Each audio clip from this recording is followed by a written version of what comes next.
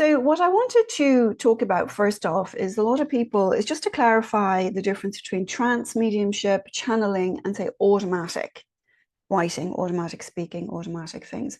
And so, really, trance mediumship and channeling are really pretty much the same thing. Channeling is a word that's used more predominantly in the States, and trance mediumship is used more predominantly in Europe and, to my knowledge, in Australia, New Zealand as well.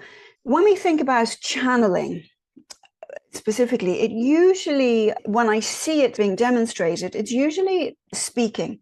It's usually somebody, and I've only ever seen this in America, where somebody goes into a sort of very deep trance state, connects to their guides, and then just starts to share information. Esther Hicks would be considered a channeler. She works with the team known as Abraham, and Abraham shares wisdom with her, which then she channels, basically, shares with everybody else. So she's probably a very well-known American, what I would call channeler, right? Now, I will say, when it comes to channeling, if you do go to a demonstration of channeling, if somebody is actually really channeling, you will feel the power around them. Because a lot of people, I've seen a lot of people, I've gone to lots of these things, and I've seen a lot of people channeling, but in actual fact, it's just coming from them, their imagination, themselves.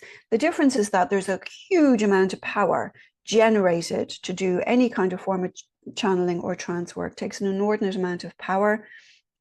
And what you will find is that if you're sitting with somebody who is actually really connected to a team like Abraham or whoever their team is, that you will actually, that the power almost feels physical. You can actually physically feel it expand.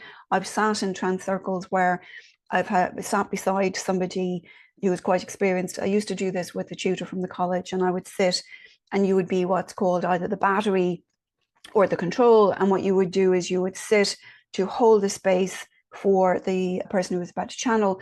And if they were very experienced with this, you could actually physically feel the energy around them expanding, almost pushing you back off your chair. And if they were fairly new and they weren't able to generate that much energy, you would feel them drawing, because when you're a control or when you're a battery, that's your job. That's what you're volunteering to do. You would feel them draw the power from you. So you could actually feel it being either drawn from you or yourself being pushed back. That's always an evidence that there is real channeling going on. Because I actually have also sat with people where there's been none of that. And when there's none of that, it's coming from the imagination usually, because it's very marked.